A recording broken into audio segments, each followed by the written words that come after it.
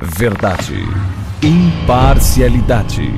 Começa agora o programa A Hora da Verdade. A apresentação Carlos Frederico Gomes. Olá, amigo assinante, estamos iniciando mais um programa A Hora da Verdade na sua TV Mais, canal 15 da Multiplay, e na sua TV Litoral, canal 5 da NET. Até que enfim aconteceu o julgamento, né? O julgamento tão esperado, tão falado, tão ventilado, como se esse julgamento pudesse mudar alguma coisa no nosso país, trouxesse alguma coisa de bom para o cidadão brasileiro. Mas as coisas no Brasil sempre é assim, né? O tom quem dá é a mídia, o tom quem dá é o interesse dos poderosos. E assim segue a humanidade, assim segue o brasileiro, assim segue o cidadão, no rastro dessa besteira que se tornou o nosso país hoje, com essa divisão de interesses, né? Dos a favores do Lula, dos contra o Lula. A internet só se fala nisso, é um país dividido. O Brasil, cada dia que passa, mais raivento, mais odiento, menos solidário, mais triste. Hoje o nosso país é um país triste, né? O julgamento aconteceu e colocava-se como se eles colocam um certo final épico, né, no julgamento, coisa que não existe. O que eu vi muito claro ali foram um Supremo altamente vaidoso. O julgamento era para acontecer em 4 horas no máximo, aconteceu em 11 horas. Cada ministro querendo aparecer mais do que outro. Ministros que até hoje tem gente aí com o manual na mão do juridiquês, ou sei lá, ou algum recurso tecnológico tradutório para saber o que eles disseram.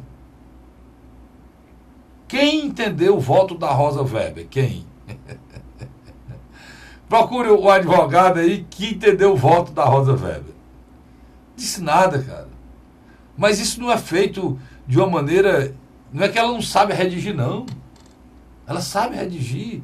Não é que os advogados cercam a ministra, os técnicos jurídicos, e são muitos, né? Pra você ter ideia, o Supremo Tribunal Federal tem 2.600 funcionários. 2.600 funcionários para 11 membros do Supremo. 2.700 funcionários. Isso na ativa, estou falando de se aposentar, não. E com toda essa assessoria, ela não conseguiu dar um voto claro. E as pessoas possam entender. Ah, não, Castilho, isso é coisa do jurídico, nada disso.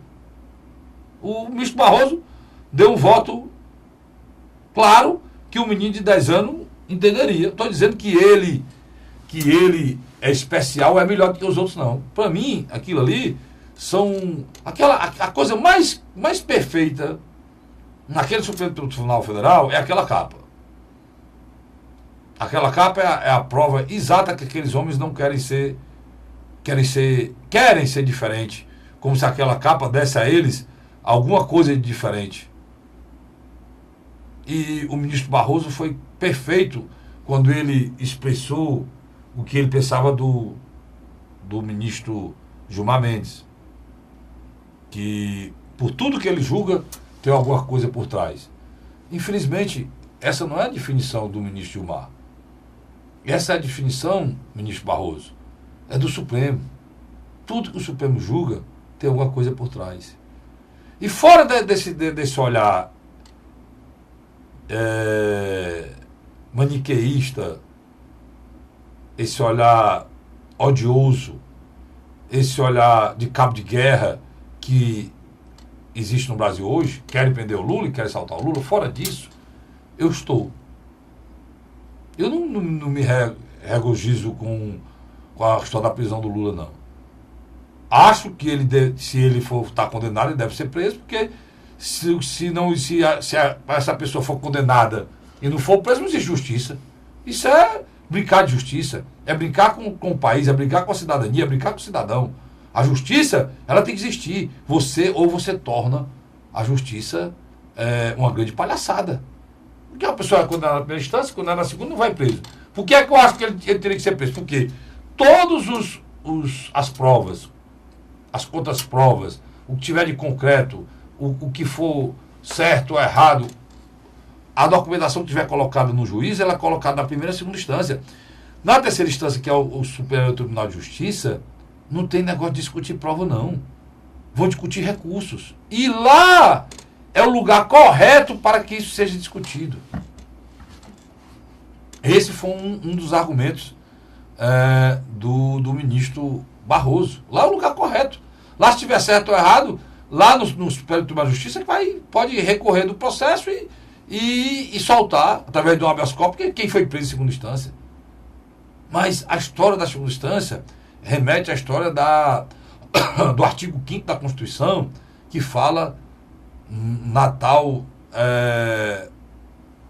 na famigerada, né, tão decantada jurisprudência, que é a pessoa só pode ser presa depois do transitado e julgado. Né? Depois do transitado e julgado. Só que o transitado e julgado no Brasil não tem fim. Existem milhares de exemplos de pessoas que trabalharam em cima do transitado e julgado para não ser preso e sair inocente. Inocente no sentido de quê? Culpado, mas sem nenhuma penalidade. Porque o crime prescreve. E todo mundo sabe disso nesse país. Todo mundo sabe disso nesse país. Mas todo mundo vê a Constituição da maneira que lhe agrada. Eu pergunto aos senhores que defendem esse princípio da presunção da inocência, que nada mais é do que todo cidadão só pode ser preso, só pode ser preso depois do transitado e julgado, ou seja, todos os recursos. Que está lá no artigo 5º, claramente isso sendo colocado. Lá no artigo 5º diz também que todos os cidadãos são iguais perante a lei. Só o que a gente não vê é a igualdade. Eu nunca vi a igualdade de julgamento de 11 horas para julgar nenhum cidadão. Eu nunca vi preocupação com quem está preso. Ou nós temos 20 mil presos aqui no estado de Ceará, nós temos 15 mil que não foi julgado. 15 mil presos aí que estão presos de forma preventiva, sem nunca ter visto o juiz. E assim, olha, no Brasil tem mais de 300 mil dessa maneira, da mesma maneira. Segunda instância tem não sei quantos presos. Agora tem pessoas que defendiam a prisão do Lula e ontem estava defendendo que ela fosse relaxada. Tem o jornalista Reinaldo Azevedo, ele é um. Mas sabe por quê? Porque se isso acontecer ontem, ou se acontecer nas ações declaratórias de constitucionalidade, que está para vir ser julgado aí, quem pensa que está comemorando, não comemora muito não. Você que é contra o Lula, eu não sou contra nem a favor de ninguém. Sou a favor que esse país seja igual para todos. Pois é, o senhor Reinaldo Azevedo ontem está defendendo que o Lula fosse preso. Sabe por quê? Porque se acontecer do entendimento da sua instância não é para prender ninguém, se isso acontecesse, o próprio Aécio, que é amigo pessoal dele, jamais será preso. O próprio Michel jamais será preso. Se são homens que têm um inquérito provado, com gravação, com corrupção. Tanto o seu Aécio como o seu Michel Temer. Só que hoje estão em fórum privilegiado. E o fórum privilegiado onde é? É naquele próprio tribunal. No Supremo Tribunal Federal. Então a visão, primeiro, quem está comemorando ou triste, não fique triste nem comemore. Porque o que foi ali é momentâneo. Pode ser mudado já, quando arguírem lá o tal como todo mundo, questão de ordem, se arroga a questão de ordem e se coloca que as ações declaratórias de constitucionalidade têm que ser votadas. E elas discutem o que? Aí não é nome de ninguém. Aí é a questão da prisão, não da segunda instância, em relação ao que diz a Constituição no seu artigo 5º, que fala sobre a presunção da inocência. Se isso for feito e for colocado, todo mundo diz e vai prevalecer o que está na Constituição, ou seja, ninguém vai ser preso mais em segunda instância. E se o Lula for preso, ele pode ser solto depois. Primeiro ponto. Segundo ponto, o que eu sonho é que o julgamento seja feito para cidadão, não para rei. O que eu vi ontem foi o julgamento de um rei. Se tivesse sido negado, se tivesse dado habeas corpus, hoje de manhã, eu não chamaria mais presidente Lula. Eu chamaria rei Lula. Mas ele é um príncipe ainda, porque tudo dele é especial. Eu chamaria rei Lula. Então os cidadãos não são iguais perante a lei. O presidente da República ele já é diferente de mim, de você, quando presidente da República. Porque ele já não pode ser nem julgado de atos que ele fez anteriores como presidente da República. Mas depois que ele deixa a presidência, todo mundo é cidadão comum, igual a todo mundo, cara. A não ser que seja um rei. Aí não. O reinado não tem fim. E o reinado não tem tempo para terminar. E o rei está sempre acima de tudo. Ele é acima, inclusive, da Constituição. Ele é o próprio Estado. Por isso é que alguns amigos meus acham não tem contra ou a favor. Nem partido ou fora de partido. O que tem é que eu, como cidadão brasileiro, tenho que buscar que esse país seja republicano igual. E se tem coisas que ele não é, nem republicano e nem igual. Mesmo o julgamento saindo daquela maneira, a gente vê claramente que ele não é nem republicano e nem igual. Não é isso, Luiz? Doutor Carlos Frederico. Não é isso ou não é? Eu acho que o Supremo Tribunal Federal ele errou. E muito. Quando no final de fevereiro colocou em pauta a discussão do habeas corpus do Lula, foi vencido a discussão. Quem postou essa discussão teve que viajar. Aí abriu um hiato de vários dias. Marco Aurélio de Mello, né? Quer dizer, o nome. Abriu um hiato de vários dias, aonde o que aconteceu? Nesse período houve uma entrevista do juiz Sérgio Moro que foi muito importante na minha avaliação, a qual ele deu a roda viva da TV Cultura. Ali, de alguma maneira, trouxe uma parte da sociedade civil para o debate. Porque o que estava em jogo não era a liberdade mais do Lula, mas a interpretação sobre a segunda instância. Caso isso ocorra, era um esvaziamento do próprio poder da Operação Lava Jato no Judiciário.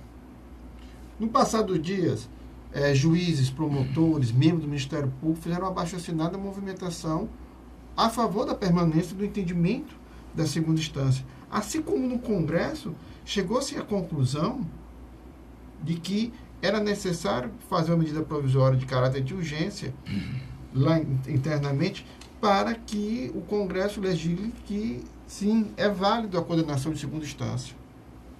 Esse debate que tivemos, né, durante essa semana em relação ao habeas corpus do Lula, ele é totalmente artificial. A grande verdade é o seguinte, Carlos Frederico, é um processo dominó. O Lula vai ser o primeiro a cair. E só vai cair porque não tem fórum privilegiado. Porque se o Lula fosse deputado federal ou fosse senador, provavelmente ele ainda estaria muito longe de ser preso. Mas uma coisa a gente sabe, Lula já sentiu que literalmente está fora do quadro sucessório de 2018. Ô Luiz, não tem gente falando isso não, cara. Tem gente dizendo ou condenado ou preso, ele pode ser candidato e vai ser candidato até o final. Aí o nosso telespectador... É uma estratégia interna do Partido dos Trabalhadores. O nosso assinante, ele deve estar perguntando, mas como é que pode isso? Pode. O pior que pode, né? Porque eu vou lhe explicar. A decisão da candidatura ela é orgânica partidária, né, Luiz? Exatamente. Então quem decide se a pessoa vai ser candidato ou não, se eu decido se o Luiz vai ser candidato ou não, quem decide não é a Justiça Eleitoral. Quem decide é um partido que ele fizer parte, né? Depois dessa decisão, homologada na convenção, o partido manda para o Supremo Tribunal, para o TSE. Né? No caso, a gente manda para o TRE no Estado, e no final, se tiver algum recurso, vai até o TSE, que é a fonte superior. Mas o caso do Lula vai para o TSE, porque é uma candidatura a presidente da República. Né? Exatamente. Só que o Lula, a própria candidatura dele já é inelegível, porque ele tem condenação em segunda instância, segundo a lei da ficha limpa. Aí então ele não poderia ser candidato, é errado. Ele pode ser candidato. O que é que acontece? Ele manda para lá o pedido de registro. Com certeza, aí eu posso afirmar, o pedido de registro já é negado, porque ele tem a condenação em segunda instância. Perfeito. Né? Aí o que acontece? Acabou a candidatura? Não. Eles recorrem da decisão. Por exemplo, o Lula pode pedir esse registro, vamos supor, na primeira instância. Ele recorre da decisão, a primeira instância ele recorre para o tribunal, a mesma coisa do tribunal, ele recorre até o Tribunal Superior Eleitoral. Nas três instâncias do Tribunal Superior Eleitoral. Ele seria barrado. E se ele achar inconstitucionalidade, ele pode ir à quarta instância de novo do Supremo Tribunal Federal. Definitivamente ele só seria barrado em setembro. Não. Às vésperas do final do primeiro turno. O Luiz colocou, ele poderá ser barrado em setembro, mesmo estando preso, de ser candidato à véspera da eleição. Aí o que acontece? Aí o PT vai e tira ele e coloca um nome que ele quiser, mas quem fez a campanha foi o nome de quem? Do Lula. O- E o Lula vai dizer que essa pessoa que ele colocou, né, é uma pessoa uma pessoa que seria mesmo que ele. E o eleitor do Lula vai votar nele como se fosse. O que é isso? Assim? Isso acontece diariamente. Diariamente não. De 4 em 4 anos nos municípios do estado do Ceará, no município do Brasil inteiro. Prefeito. Eu já vi caso prefeito que vai até o final, quando chega no final bota a mulher, quando chega no final bota o filho, quando chega no final bota o motorista, Vereadores. bota a empregada da casa dele, bota qualquer pessoa que ele quiser. E no final você tem um fantoche da prefeitura sendo mandado pelo cara que está impedido. Ou preso. Né? Agora, eu não sei, aí eu sou ignorante, costumo dizer exatamente o que eu não sei. E eu sou ignorante nesse assunto. Eu não sei se um cara preso, né, pode fazer campanha. Pode, Luiz? Pode gravar, o preso pode gravar, como eu estou fazendo aqui agora. Não, porque para fazer campanha não precisa ir para comício, não. Basta ele ter a possibilidade de gravar no celular, se já for, no celular, as imagens que vão para a televisão. Pode? A sua colocação ela é primordial. Em que sentido? O ir e vir de pessoas para conversar com Lula vai ser restringido. Provavelmente seus advogados e familiares.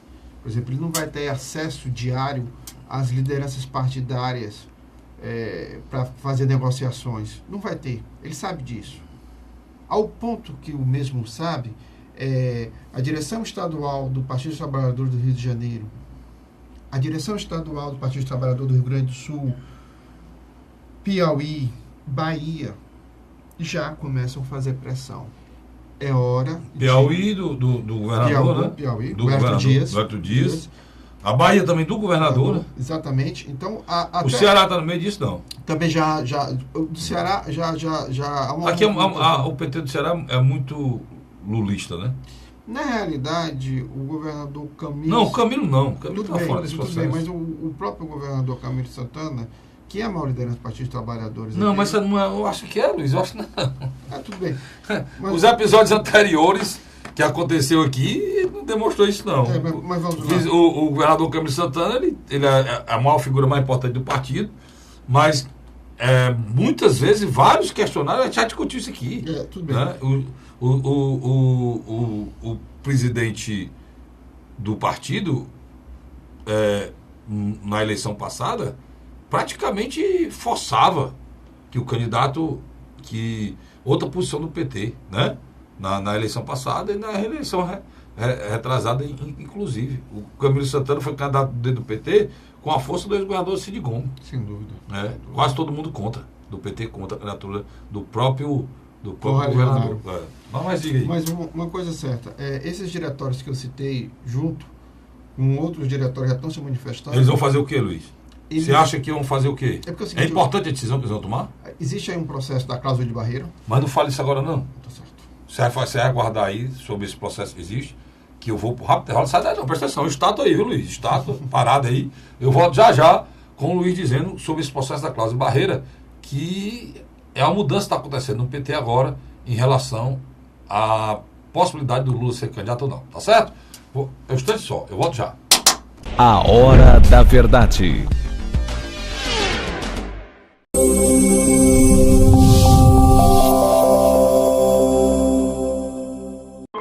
A Assembleia Legislativa começou a campanha Ceará Sem Drogas.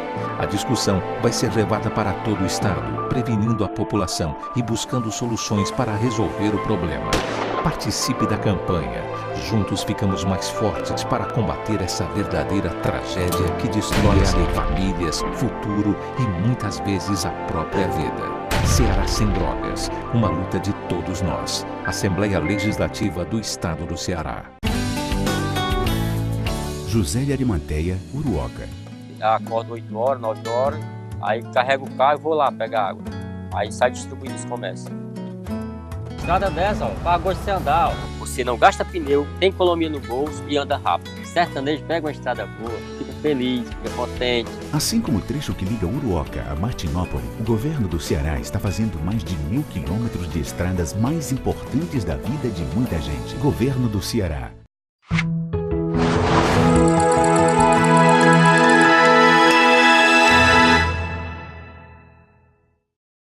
A Hora da Verdade. Estamos de volta agora com o segundo bloco do nosso programa A Hora da Verdade, na sua TV Mais, canal 15 da Multiplay, e na sua TV Litoral, canal 5 da NET. É isso, Luiz? Eu errei. Não, errou não. Falou Tá certo? Tá Ô, certo. rapaz, é por isso que eu estou aqui, você do meu lado, e você me corrige sempre. Mas você tá nem para balançar a cabeça. Você brincou de estátua quando era mais novo? Sim. Pois é, faz tempo isso, né? Negócio de Ah, estátua. isso O aí. índio hoje não brinca mais de estátua, não, brinca? Brinco de outras coisas. É, tá certo. Mas vamos lá. Me diga uma coisa, você disse para mim que tinha uma questão aí para ser decidida. Qual é? Vamos lá. Eu coloquei no final do primeiro bloco que setores do Partido dos Trabalhadores, com Rio Grande do Sul, Rio de Janeiro, Piauí, próprio Ceará, Bahia, não querem mais investir nessa peça publicitária que o Lula é vítima, ou então, eleição sem Lula é golpe. Eles já chegam à conclusão que Lula não será candidato. E eles precisam cuidar um pouco da vida deles. Em que sentido? Também, desculpa, o Acre. O Acre também? Lá dos do Viana? governador. Dos Viana. Porque tem governador. Tem governador. Então, o que é que eles querem? Eles querem logo uma definição para construir as suas coligações. Esse auto-isolamento do PT é prejudicial. Por quê? A experiência de 2016 foi devastador para o partido. O partido, numericamente, perdeu muitos prefeitos. Você tem uma ideia, o prefeito Fernando Haddad, quando foi para a reeleição em São Paulo, teve menos votos no primeiro turno do que na eleição que ele não era prefeito em 2012. E não chegou aí ao segundo turno. Então, essas marcas deixaram deixar essas marcas profundas na alma dos petistas está atormentando eles. Eles sabem que terão uma redução da bancada no Senado e na Câmara. Você tem uma ideia, figuras como Gleice Hoffmann, Lindenberg Farias, e até mesmo aqui o nosso querido senador Zé Pimentel, provavelmente não voltarão mais. Humberto Costa, lá em Pernambuco, também já não será mais candidato ao Senado. Quer dizer, o partido sente que é hora de reestruturar-se.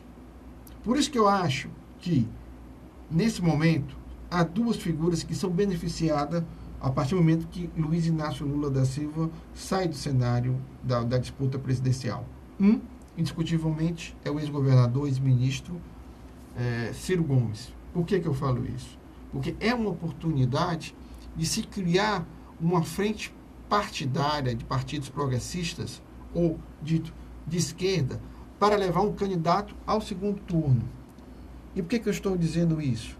Porque as pesquisas já comprovaram que uma parte do eleitorado do Lula é fiel ao próprio, não ao partido ou uma candidatura apoiada por ele. Se demorar a fazer um trabalho de transferência de voto, isso pode ser muito prejudicial. Pode deixar um candidato do campo progressista fora do segundo turno. E do outro lado, você tem um fenômeno que já foi detectado no Nordeste. Uma parte do eleitorado do Lula se encaminhando para Jair Messias Bolsonaro. Essa última aí, Luiz, é difícil engolir. Não. Você vinha muito bem, mas agora essa última aí eu não sei disso aí não, discordar de você. Não, fique à vontade. Como é que é, macho? Eleitores do Lula virando Bolsonaro? Sim. Como é que pode acontecer isso aí, Luiz? Vamos dar um exemplo simples, já comprovado. Estado do Rio de Janeiro. O filho do Bolsonaro foi candidato a prefeito na última eleição. Ficou em 4ª colocação. Mas ali os candidatos ficaram tudo embolado. Ficou mais ou menos com 15% a 16% dos votos válidos no primeiro turno. Pois esse mesmo candidato ao governo do estado agora tem 40%. E já foi detectado pelos institutos de pesquisa da região que uma parte desse eleitorado era um eleitorado que votava em Sérgio Cabral e Lula e Dilma. No Nordeste já está sendo feito pesquisas, também já está sendo detectado uma parte desse essa parte desse eleitorado ir para o Ciro é natural. Não, mas estou dizendo o natural que é natural. Natural. Bolsonaro, eu não sei que tem um tudo doido, o viés totalmente o contrário. Não, mas é porque o Bolsonaro vive do antagonismo com o Lula. Ele disse isso. Sem dúvida. Olha, quer ver uma coisa ruim para o Bolsonaro? É a não candidatura do Lula. Ele sabe disso. quanto mais tiver esse ódio, esse maniqueísmo entre a direita e a esquerda, entre o pensamento de direita e o pensamento de esquerda, entre esse pensamento do Bolsonaro e esse pensamento do Lula, mais sobe a possibilidade do Bolsonaro chegar no segundo turno. Perfeita a sua análise. Por quê? Por causa da questão da polarização. O Brasil ele tem um histórico de polarização terrível. Nós temos o quê? Nós podemos ter nesse ano 14 candidatos, né? 14. E não vai ter uma turma de naniquei que não vai sair do canto. Então, alguns vão se projetar e vão ficar embolados. Que eu acho quem é que vai ser. Marina, Lula, Bolsonaro, Ciro, Alckmin. Faltou algum aí? Pode botar o Álvaro Dias. Hã? Pode botar o Álvaro Dias. Álvaro Dias, pronto. Esses 4 ou 5 aqui poderão ficar aí, dois despontando e 3 tentando chegar no segundo colocado. Durante um certo período. Né? Quando se afunilar chegar o meu aniversário, quando chegar próximo do meu aniversário, estiver chegando o meu aniversário, já terá 2 disputando só. Eu concordo com você. Vai surgir uma polarização.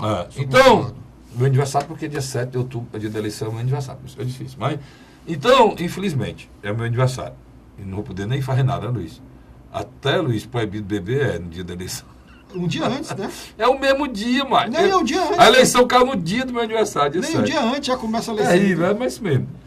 Tem coisas ruins que acontecem. Mas vamos lá. Olha, então, eu quero dizer para você que eu acho, né, na minha opinião, eu acho que essa polarização,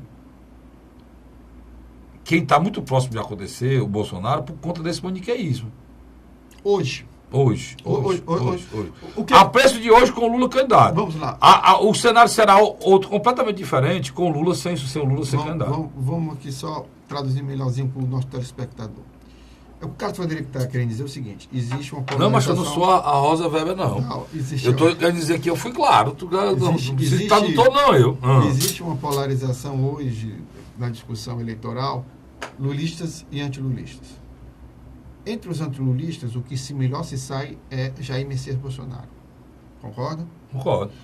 Com a saída de Luiz Inácio Lula do palco ou da disputa, o que acontece?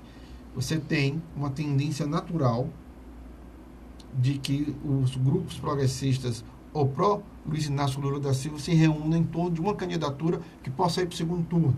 A mais provável é do ex-ministro Ciro Gomes. No Nordeste, que isso aconteça ou não, no Nordeste, Luiz, isso já vai acontecer. No Nordeste Norte. No Nordeste, principalmente no Nordeste, porque o Ciro é nordestino, né? Apesar de ter nascido em Pindamonhangaba, mas a família dele é daqui, lá de Sobral. Então ele é nordestino, cearense, conhece o Nordeste como ninguém, e seria outro nordestino, candidato. Até tem isso também, o Lula também, o perfil do Lula e do Ciro é muito parecido. Nesse sentido, né? O Lula é um pernambucano, retirante, que foi bater em São Paulo e fez política sempre por São Paulo. O Ciro é o invés. Na época, o Ciro nasceu em São Paulo, porque o tio José morava em São Paulo, né? E ele nasceu em São Paulo, mas só que o doutor Zé Euclide é aqui, de Sobral. Então, ele é o filho mais velho, ele nasceu em São Paulo.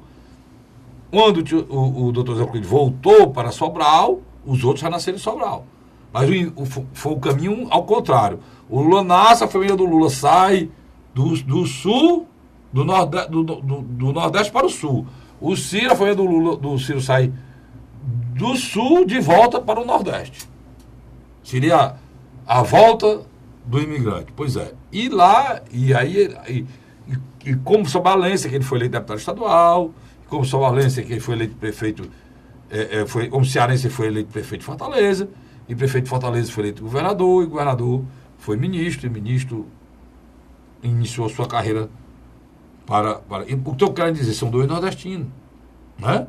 Eu estou querendo dizer, eu até acho ruim falar isso aqui, mas o Ciro representa uma candidatura de esquerda. Ou do campo progressista, né? Bom, do campo progressista, então de centro-esquerda. Quer dizer que o Ciro é de esquerda é de lascar, né? Então, é uma criatura de centro-esquerda, né? Ele representa essa criatura. Por que isso, Castilho? Porque o Ciro foi durante muito tempo conselheiro do Lula, num primeiro mandato. O primeiro mandato do Ciro, do Lula, Luiz, naquela crise do mensalão, eu gosto do Luiz, que ele coloca muito bem isso num contexto histórico. Já vamos falar de uma figura do mensalão, é candidato a presidente. Um cara que julgou o mensalão, né? Então, o Ciro, naquele tempo, se reunia, ô Luiz, quase que diariamente, cara. Ele fez parte do Comitê da Crise. Do Comitê da Crise, né? E tinha a Dilma Rousseff, ele e mais duas figuras, Zé Disseu e outras figuras. Então, até na campanha do Lula, naquela campanha que o Ciro votou no Lula, né? Naquela campanha, muitas das coisas do debate que era dito era sugerido pelo Ciro. Pelo Ciro. Então, daí tem a proximidade. E daí a revolta do Ciro até por não ter esse reconhecimento e por ter pessoas que têm restrição a ele. Mas a Gleice Hoffmann foi perfeita na entrevista que ela deu no Salão Nobre. É um programa da TV Senado, né? E lá nesse programa ela foi clara, diz, olha, não existe essa história de candidatura sem Lula. Não existe. O Lula é candidato preso ou não preso, condenado, não condenado. Quem fala aí é a chapa que estou falando aí, aquela que você falou aqui também, né? Você foi o primeiro a falar aqui. Ciro e Haddad, eu primeiro a falar aqui sobre isso, você escreveu também o blog do Leão Mar sobre isso. É aquela chapa, isso é o sonho dos nossos adversários. Para tu ter ideia, o nível.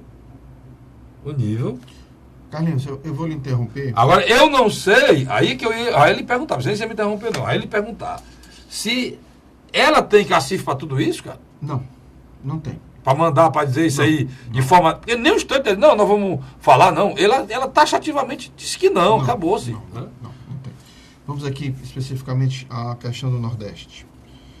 O governador da Bahia, o governador do Ceará e o governador do Piauí são do Partido dos Trabalhadores. Na Paraíba, o governador é do PSB, mas tem o apoio do PT. Em Alagoas e Sergipe, são governadores do PMDB, mas que trabalham junto com o Partido dos Trabalhadores na sua base. No Maranhão, é um membro do PCdoB, mas que tem uma ligação histórica com o Partido dos Trabalhadores. O que você me passou é o seguinte, no Norte e no Nordeste do Brasil, mas especialmente no Nordeste. No Nordeste, o Brasil e o Lula é forte, as pesquisas demonstraram, os governadores... Já não querem mais perder tempo com esse mantra. Não querem mais perder. Por quê? Eles partem do princípio que se o Lula começar a trabalhar nesse momento para transferência de voto para um candidato, beneficiar a eles e ao candidato que o Lula apoiar. No caso específico, o ideal seria Ciro Ferreira Gomes. Só que uma parte da direção do PT, cegamente, continua nesse processo desse mantra, já está tendo choques internos. Vai ter reunião agora, Luiz, depois da decisão do Supremo? Vai ter uma reunião do PT a nível nacional para dizer, rapaz, vamos dar um tempo de discutir, não tem mais condição não. O Lula vai... Os embargos devem ser julgados já, né? Esses embargos dos embargos. E ainda tem os embargos dos embargos, você sabia não? Pois tem.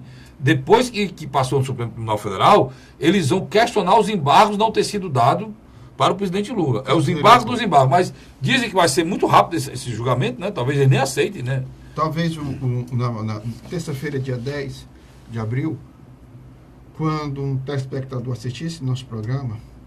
Terça-feira? Terça-feira, dia 10. De abril? De abril. Quando esse programa estamos gravando... Ele vai ao ar hoje. Eu sei, mas no dia 10 é o último dia que... Vai ao ar hoje, dia 5 esse programa. Mas ele passa 3 dias. Tudo bem. Tu fala a última representação. A última apresentação, no dia 10, é capaz de o Lula já estar preso. Tudo bem. Perfeito. Então, o que é que acontece? Então, eu estou lhe perguntando, o PT vai se reunir para discutir já um plano B, como você está adiantando aí? Os diretórios estaduais, independentes da Gleice Hoffmann, já estão fazendo seu plano B. Por que é isso aí? Agora eu vou para você entender aqui a Rosa Weber aqui, viu? Obrigado. E é loura, igualzinha a loura. A Rosa Weber aqui está querendo dizer... Vai de lascar. A Rosa Weber está querendo dizer aqui com isso aqui agora o seguinte, que os caras têm a eleição deles, não é isso, Rosa Weber? Fernando Pimentel, Minas Gerais. Você tem governador que nada reeleição, que pode perder a chance de ser reeleito. Tem deputados que querem ser eleitos. Tu todos eles, e tem que definir isso, porque senão a eleição deles fica comprometida. É isso, meu querido amigo Luiz Cláudio Barroso? Duas coisas. Quem é que a Rosa Weber é tua mesmo, Luiz? Parente, não? Vamos atrás, Tem alguma parte desse, Tem duas passagens nos últimos dias que acenderam uma luz vermelha no Partido dos Trabalhadores. A passagem do Lula pelo Sul, onde é notório que a oposição a ele saiu do campo verbal, entrou para o campo físico. Tem muita piada na internet, né? Tem nego dizendo que aquele negócio da Globo, aquela palhaçada da Globo, o país que você quer, aí tem uma voz do Lula, diz, o país que eu quero é sem o Paraná, sem Santa Catarina, sem o Rio Grande do Sul, que ninguém vota neles, até viúvo lá, né? Nas últimas 72 horas antes do dia 4 de abril, o PT tentou fazer várias manifestações. Todas elas fracasso de público.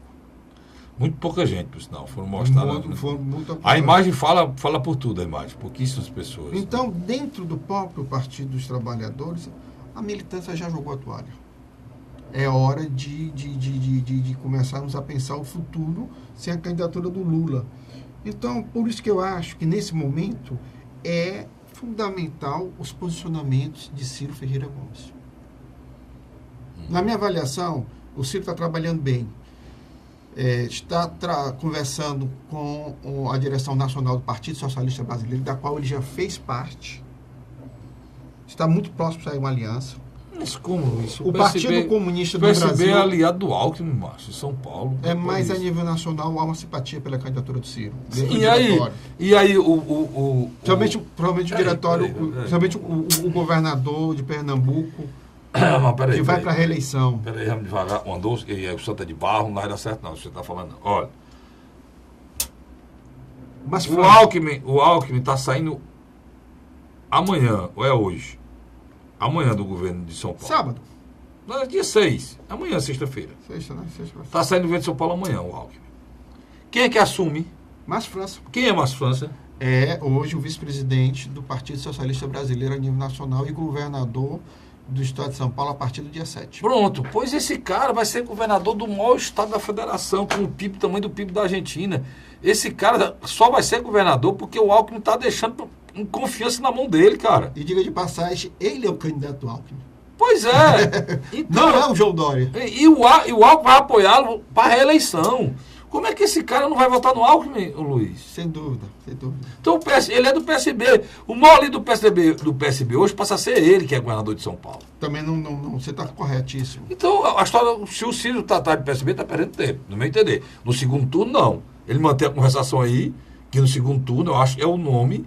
É mais se o Ciro chegar no segundo turno, o PSB apoia o Ciro. Lógico. Mas já está caminhando também lá.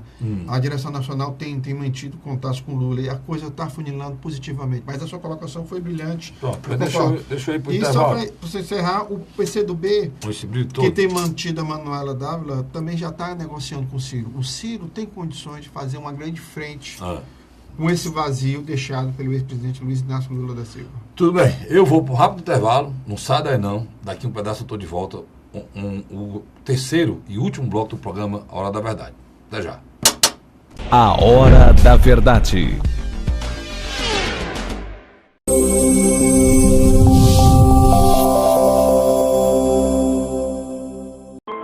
A Assembleia Legislativa começou a campanha Ceará Sem Drogas. A discussão vai ser levada para todo o estado, prevenindo a população e buscando soluções para resolver o problema. Participe da campanha. Juntos ficamos mais fortes para combater essa verdadeira tragédia que destrói famílias, futuro e muitas vezes a própria vida. Ceará Sem Drogas, uma luta de todos nós. Assembleia Legislativa do Estado do Ceará. José de Arimanteia, Uruoca. Acordo 8 horas, 9 horas, aí carrego o carro e vou lá pegar água. Aí sai distribuindo os comércios. Estrada dessa, para gosto de você andar. Você não gasta pneu, tem economia no bolso e anda rápido. Sertanejo pega uma estrada boa, fica feliz, fica contente. Assim como o trecho que liga Uruoca a Martinópole, o governo do Ceará está fazendo mais de 1.000 quilômetros de estradas mais importantes da vida de muita gente. Governo do Ceará.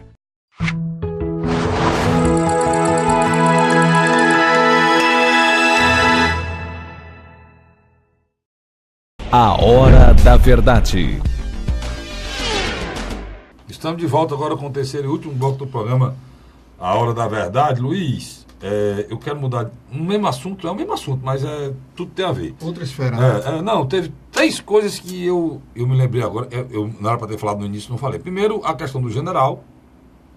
Segundo, a questão do Moro Rosa Weber, para mim não esquecer.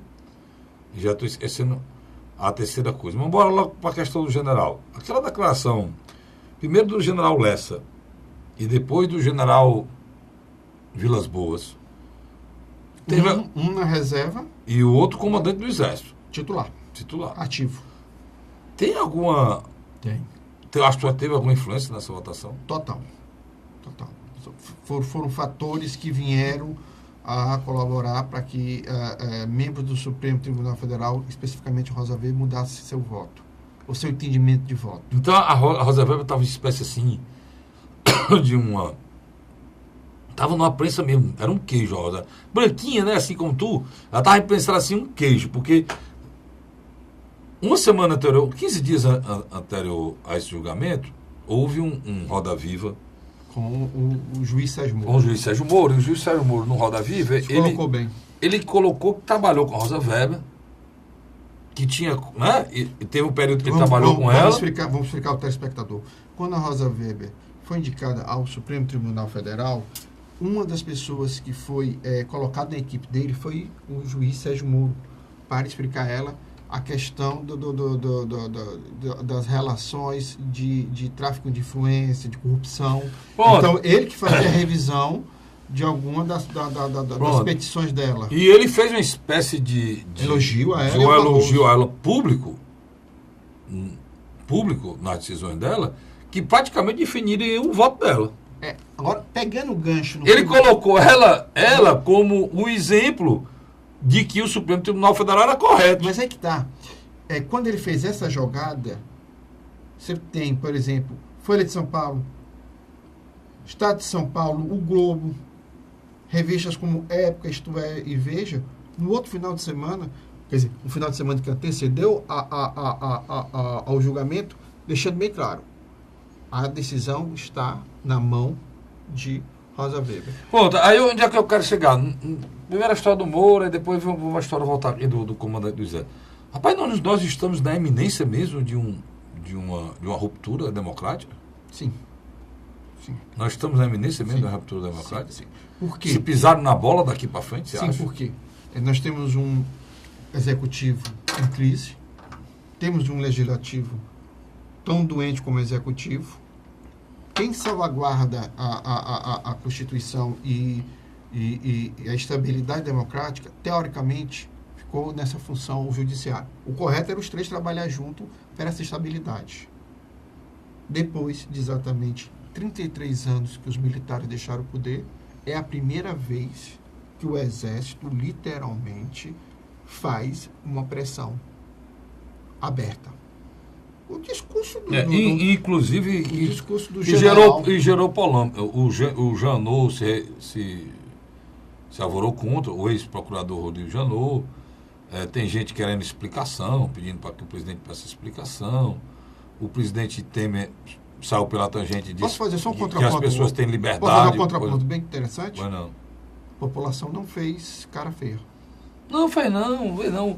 Luiz, o que a opinião pública não fez cara feia. O que é mais preocupante é justamente isso.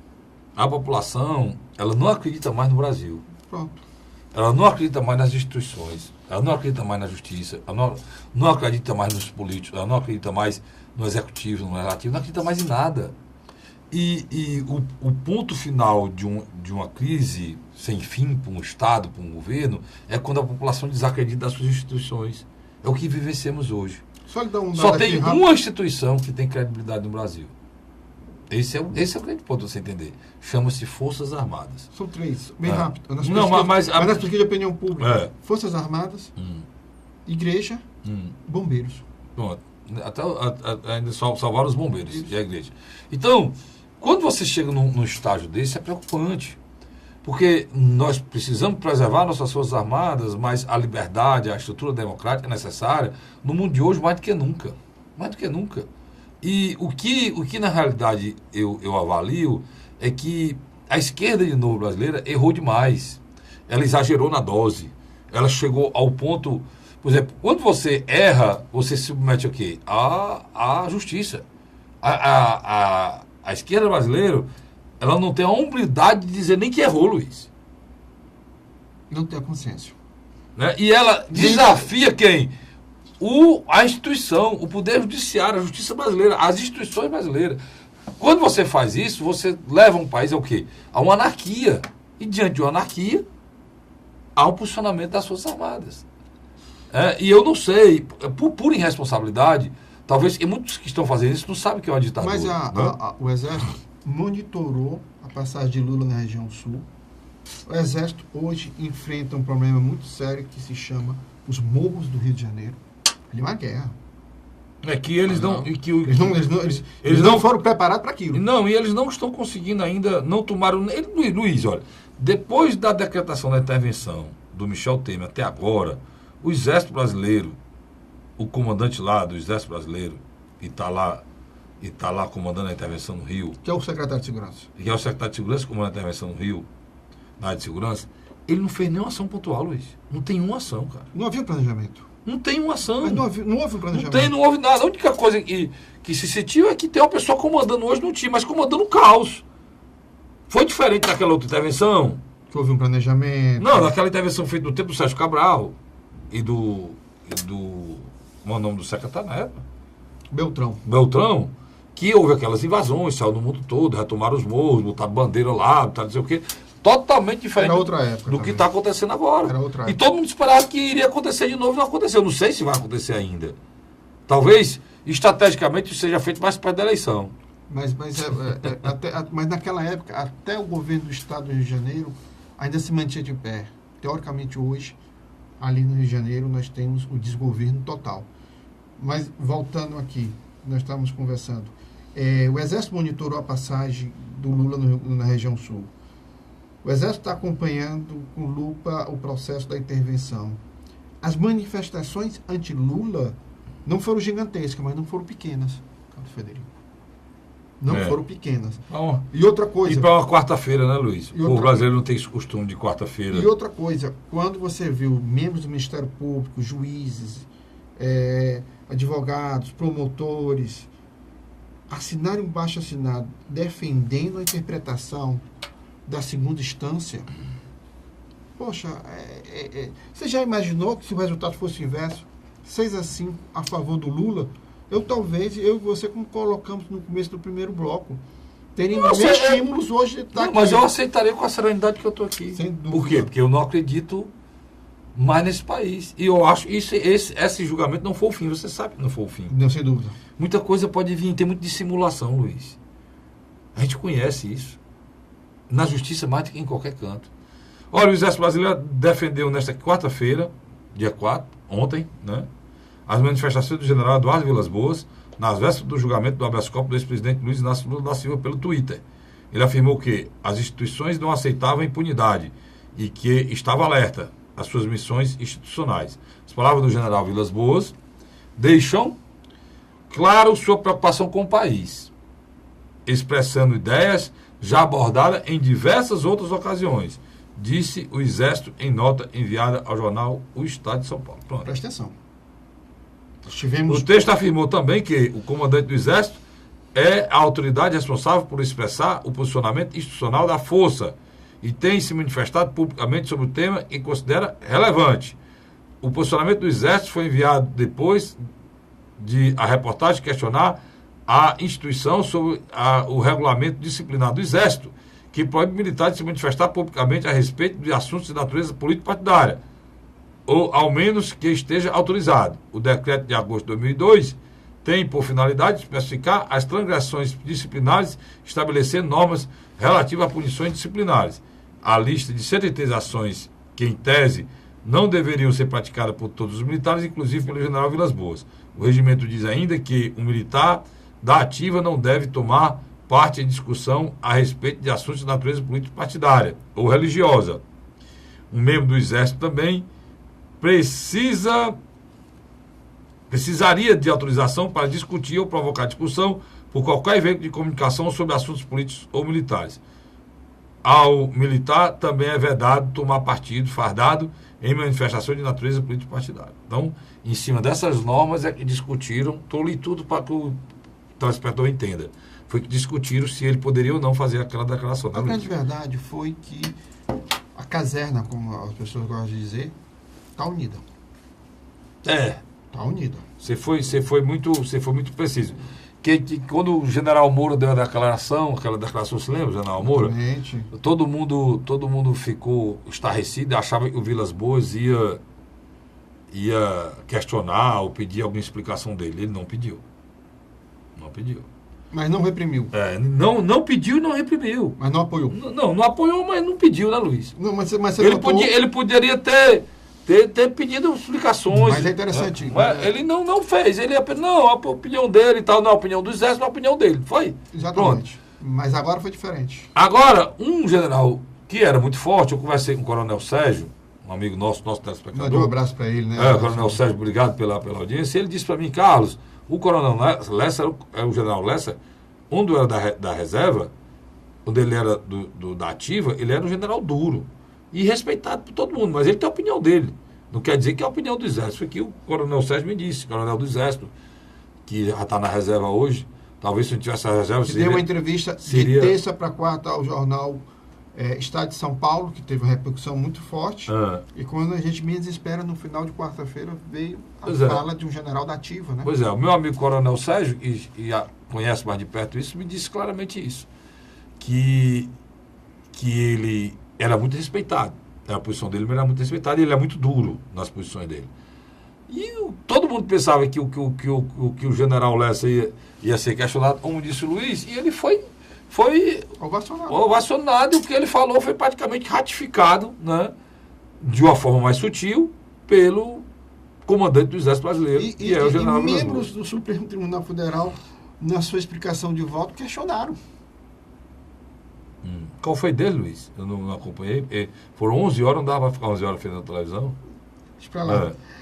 Então, diga de passagem, não merece nem ser citado. Carlos Frederico, a grande verdade é o seguinte, o discurso do Partido dos Trabalhadores e de setores ligados a ele, de causar uma anarquia em relação à prisão de Lula, se voltou contra eles. Houve isso ontem, né? O que eles fizeram de errado, e é terrível, né? Isso, achar que a Gleice Hoffmann comandou isso, né? Não é o PT, vamos parar de falar, é o PT, né? São pessoas do PT, né? São lulistas. Tem pessoas que não é nem do PT. Pronto, tem pessoas do PSOL que prega coisas que o PT não pregava mais, né? Luta armada, coisa desse tipo, né? Como o Boulos, não tem uma declaração do Boulos? Pois é. Então, na realidade, não é o PT, são lulistas, né? Lulistas, assim, apaixonados. Eles pregam coisas e pregaram coisas contra a justiça, né, que no Estado Democrático de Direito não é possível. Não se deve. Não se deve fazer. Existem algumas cláusulas na nossa Constituição e são pétreas, né, que não são mudadas. Se eu não me engano, são 5. Né? Uma delas é a questão da federação. Eu tenho liberdade total para falar o que eu quiser aqui. Mas se eu pregar aqui, começar a pregar aqui, que no Brasil, o Brasil tem que se dividir e tem que se separar, e o Estado do Ceará tem que virar um país, eu começo a afrontar direito um direito, uma coisa certa na Constituição que ninguém pode mudar. Ou seja, não tem proposta de emenda constitucional? Não tem proposta de emenda constitucional para mudar isso. Um deputado não pode fazer isso. É uma cláusula pétrea da Constituição. Tá certo? Como é o artigo 5º inteiro, as garantias individuais do cidadão. Também é uma dessas cláusulas. Aí é que eles estão falando a história da presunção da inocência, que está dentro do artigo 5º, que fala do transitado julgado. Então, Luiz, são coisas, cara, que a gente precisa é entender que quem está no jogo democrático, quem é porque eu não consigo entender essa posição do PT não, dos lulistas, em relação a pregar o errado e não reconhecer os erros que estão fazendo um mal muito grande nesse país, porque, Luiz, eles foram grandes responsáveis pela democratização desse país, cara. O Lula foi um dos principais responsáveis para a gente viver a democracia que a gente vive hoje. Lá no ABC, onde ele assistiu o julgamento lá, no sindicato, ele assistiu lá no sindicato do sindicato lá dos metalúrgicos, ele assistiu o julgamento lá. E lá mesmo foi o palco onde ele, com a sua luta de sindicalista, se tornou, que fez com que, na época, o general Figueiredo entendesse, né, que o Brasil não dava mais para manter. É o chamado novo sindicalismo. Ele tinha que abrir. E ia ter aquela célebre frase do general Figueiredo, né? Eu quebro, arrebento, mas faço abertura política. Você lembra? Pois é. Então, são coisas. A gente tem um certo tempinho na história e procura olhar um pouco a história do Brasil, a gente teme essas coisas. Porque o cidadão mais novo, ele não sabe disso. Ele está perdido no processo, né? Está perdido. Mas se ele pegar esse aparelho que está na minha mão aqui, que está na mão dele, e ele tem e não dá valor, muitas vezes só vê e só usa para coisas imbecis, né? Se ele desse uma olhadinha e pegasse a história do Brasil, ele ia ver o risco que nós estamos correndo hoje, né, Luiz? A quantidade de presidentes que não terminaram o mandato, a quantidade de revoltas que houve no país, a quantidade de presidentes que foram ao poder sem ter sido eleitos, a quantidade de presidentes que foram eleitos e não tomaram posse, quantas revoltas no Brasil, quantos outros governos terminaram antes do tempo. Então, é importante que você faça isso. Você pode botar no Google lá, pode lá uma breve história do Brasil, né, da República Brasileira, pode só a República, né? E vem lá do Deodoro até agora, né, Luiz? Para que possa entender o momento histórico que a gente está vivendo, né? Que é o momento histórico que a gente está vivendo, que não é fácil. O programa hoje foi dedicado a essas crises institucionais. Luiz conseguiu pontuar muito bem. No próximo programa não vamos falar de outras coisas, mas o julgamento do Lula, com certeza... É um marco histórico. É um marco histórico. A gente se debruçou aqui sobre uma questão histórica, mas que não terminou aí, pode saber disso. Tem essas ações declaratórias, né, Luiz? Quer acrescentar alguma coisa? Tem 1 minuto aí para você acrescentar alguma coisa. Eu acredito que a gente já pode afirmar, Lula, teoricamente, já está fora da sucessão presidencial de 2018. Se abre aí, se abre uma nova perspectiva de debate até dos candidatos que vão ter oportunidade agora de se apresentar com mais clareza, porque, querendo ou não, o Lula atrapalhava, né? Você acha que esse processo estava também parado por conta disso, né, Luiz? Estava. Eu acho que começou agora. Beleza. Pois, Luiz, obrigado. A você, assinante, eu volto na próxima semana, se Deus quiser. Obrigado pela audiência, até lá.